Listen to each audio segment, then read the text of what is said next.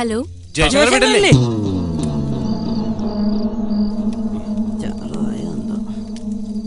Hello hello. ജയശങ്കറിന്റെ വീടല്ലേ? അതെ. ഫോണൊന്ന് ജയശങ്കറിന് കൊടുക്കാവോ? ചേട്ടൻ സ്ഥലത്തില്ല, ദുബായിലാ. ആരാ സംസാരിക്കുന്നത്? പറയാം. നിങ്ങളുടെ മകൾ ശ്രേയ ഇപ്പൊ ഞങ്ങളുടെ കസ്റ്റഡിയിലാണ്. What? What do you say? നിങ്ങളുടെ മകൾ ശ്രേയ ഇപ്പൊ ഞങ്ങളുടെ കസ്റ്റഡിയിലാണെന്ന്. നിങ്ങൾ ആരാ സംസാരിക്കുന്നേ? എന്റെ മോള് ശ്രേയ. മാഡത്തിന് വിശ്വാസം ആയില്ലല്ലേ? മോളോട് തന്നെ സംസാരിക്കേ.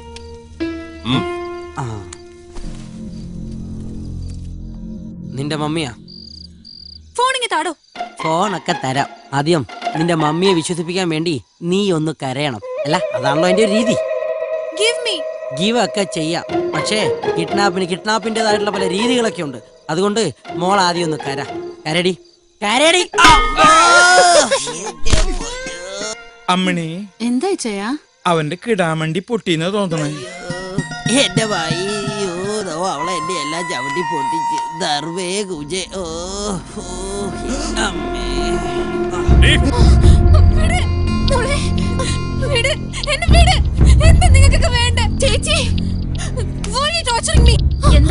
എന്താ പറ്റിയേ ചേച്ചി? നമ്മുടെ മോള്. അയ്യോ, ഹലോ. മാഡത്തിന് വിശ്വാസമായില്ലേ? മോൾ ഇവിടെ തന്നെ ഉണ്ടാവും. ഞങ്ങൾ ആവശ്യപ്പെടുന്ന പണം ജയശങ്കർ തരുന്നവരെ. അറിഞ്ഞില്ലേ ഞാൻ? അദ്ദേഹം ദുബായിലാണ്. എന്റെ മോള്, അവളെ ഉപദ്രവിക്കരുത്. മകളെ ജീവനോടെ വേണമെങ്കിൽ അയാളോട് അവിടെ കിടന്ന് ചുറ്റിത്തിരിയാതെ വേഗം നാട്ടിലോട്ട് വണ്ടി കയറാൻ പറ. പ്ലീസ്, എന്റെ മോള്, നിങ്ങൾ ഒന്നും ചെയ്യരുത്.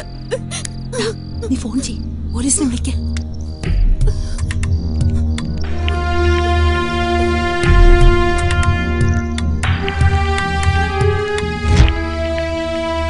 അത് വേണോ മാഡം? തൽക്കാലം നമുക്കത് വേണ്ട. പോലീസ്, സൈബർ സെൽ അത്തരം കോംപ്ലിക്കേഷൻസ് ഉണ്ടാക്കി മോളുടെ ജീവൻ അപകടത്തിലാക്കണോ? ഗുഡ്. ജയശങ്കറിനെ കിട്ടുകയാണെങ്കിൽ പറഞ്ഞേക്കണം. I'll call you back.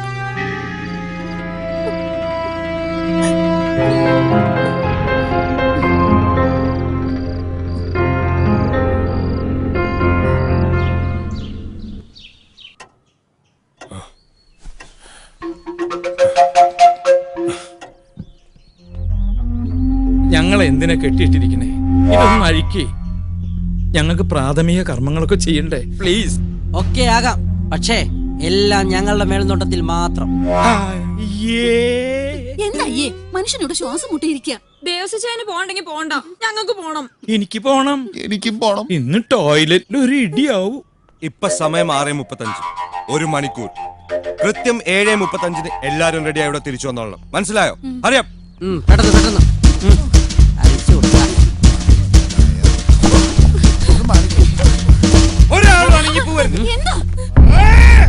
എനിക്ക് ആദ്യം മമ്മി ബാത്റൂമിൽ പോയി.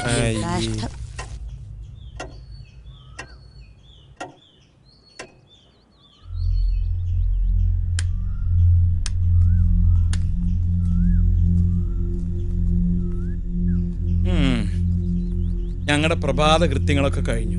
ഇനി ഞങ്ങൾ എന്താ ചെയ്യണ്ടേ? ഒരാൾ കൂടി ഉണ്ടല്ലോ. ആര്? അത് ശരിയാണല്ലോ. അവളെവിടെ? റാണി.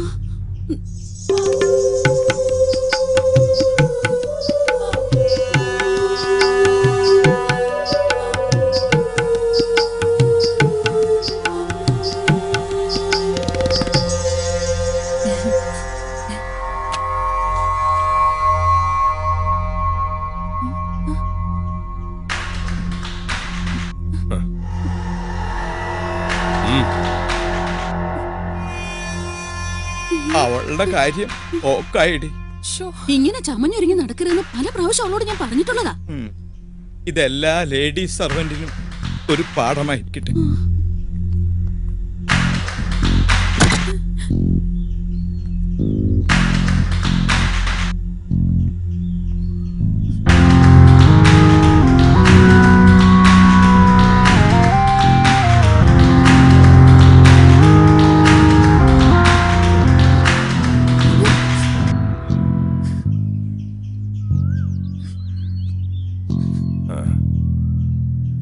കൂടിയാൽ ഒരു 15 മിനിറ്റ്.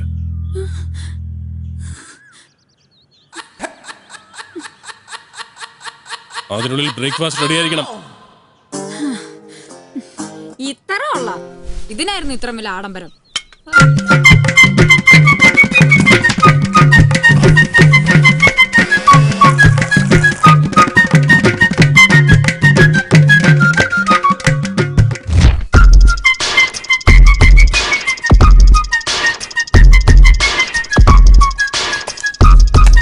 ബ്രേക്ക്ഫാസ്റ്റ് ആണെന്ന് കരുതി ഇത്രയും ഫാസ്റ്റ് ആക്കണ്ട, എല്ലാവർക്കും വേണം. എന്താ നിനക്ക് വേണ്ടേ? വേണ്ട, കഴിക്കുമോളെ. വിശന്നിരുന്ന എങ്ങനെയാ? മോള് കഴിക്ക്. ഇതിപ്പോ തീരുവേ, വേഗം എടുത്ത് കഴിച്ചോ. ഗ്യാപ്പി കയറാടാ. നീ ഞാൻ കഴിച്ചാ മതി. അവന്റെ ഒരു സ്നേഹം. What is it? റബ്ബർ ഷീറ്റോ? ഇതെങ്ങനെ കഴിക്കും? I need pizza. പക്ഷേ No, I want pizza. Chicken pizza. പിന്നെ മോഹം വെളുപ്പാങ്കാലത്തല്ലേ പീച്ച, വേണം തിന്നിട്ട് പോടി. അതെ, ഞാൻ നിങ്ങളുടെ കൂടെ ഇറങ്ങി വന്നൊന്നും അല്ലല്ലോ, ആണോ? അതുകൊണ്ട് എനിക്ക് ഇഷ്ടപ്പെട്ട ഫുഡ് വാങ്ങിത്തരാൻ നിങ്ങൾ ബാധ്യസ്ഥരാണ്. Am I correct? ഞങ്ങൾ നിന്റെ സമ്മതക്കാരൊന്നുമല്ല നിനക്ക് ഇഷ്ടപ്പെട്ട് വാങ്ങിത്തരാൻ. നിങ്ങൾ ഫോണിങ്ങിതാ. വേണ്ട എന്താന്ന് വെച്ചാ ഞാൻ വരുത്തി കഴിച്ചോളാം. അത് വേണ്ട.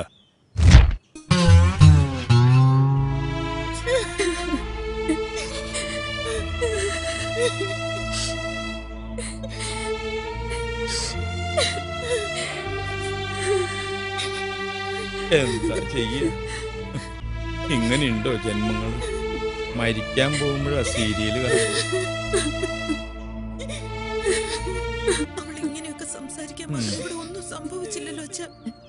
കഴിവതും ഞാൻ അവളെ കൊണ്ട് ഒരു ജോലിയും ചെയ്യിപ്പിക്കാറില്ല. എനിക്ക് ചെയ്യാനുള്ള ജോലിയൊക്കെ ഇവിടെയുള്ളൂ. ഞാൻ ഒരിക്കലും അവളെ ബുദ്ധിമുട്ടിച്ചിട്ടില്ല. എന്നിട്ടും ഞാൻ അവളെ ജോലിക്കാരിയാക്കുക എന്നൊക്കെ പറഞ്ഞു. മാസ പദ്ധതിക്ക് ഈ മാസം മുതൽ തുടക്കം കുറിക്കുമെന്ന് മുഖ്യമന്ത്രി. പ്രധാന വാർത്തകൾ.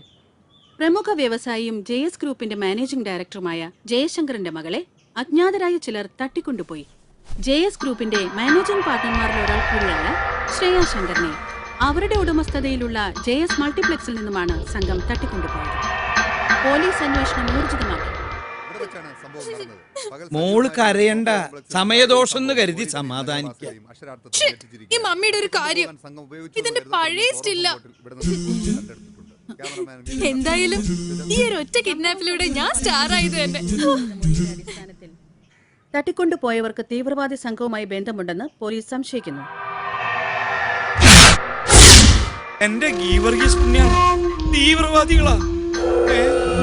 എന്റെ കർത്താവേ, ഇതുവരെ കടക്കാരെ കൊണ്ടായിരുന്നു ശല്യം. ഇപ്പതേ നിന്നെ കണ്ടപ്പോഴേ ഞാൻ ഊഹിച്ചതാ നീ ഒരു തീവ്രവാദി ആയിരിക്കും. ഇങ്ങനെ വിളിച്ചു പോയിട്ട് എന്താ ഫലം? നീ മിണ്ടരുത്, നിന്നെ കൊന്നുകളയും ഞാൻ.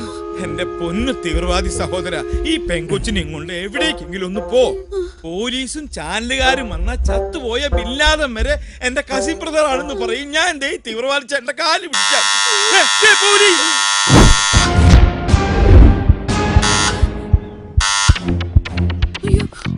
സന്തോഷായി. ഒരു നിമിഷം വഹിക്കണ്ട, വെച്ചോളൂ, ധൈര്യമായിട്ട് വേണ്ടി വെച്ചോളൂ.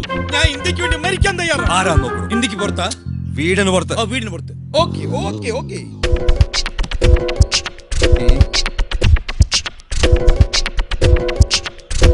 തൊപ്പി വെച്ചാളാ.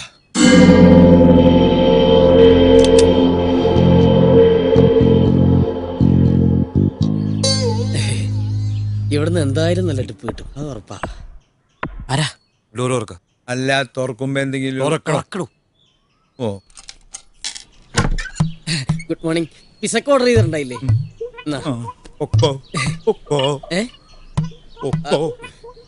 അല്ല എന്റെ കാശ് ഇപ്പൊ പോയിക്കോ, ഇവിടെ ഭയങ്കര കുഴപ്പടാ.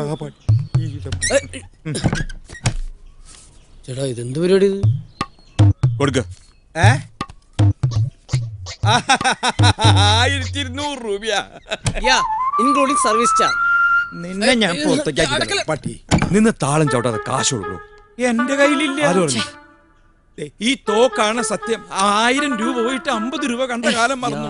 നിങ്ങൾ ചുമ്മാ തർക്കിക്കാതെ കാശെടുക്കാൻ നോക്കുന്നു. കടയിൽ ഇത് വലിയ മര്യാദക്ക് അവനെ പറഞ്ഞു. കാശില്ലാതെ അവൻ പോവില്ലെന്ന്. ഇത് കാശരാതെ തന്നെ പറ്റിക്കാനുള്ള പരിപാടിയാ. അങ്ങനെ തന്നെ പറ്റിക്കണ്ട. ഇയാളെങ്ങനെയാണ് കളിക്കാതെ കാശ്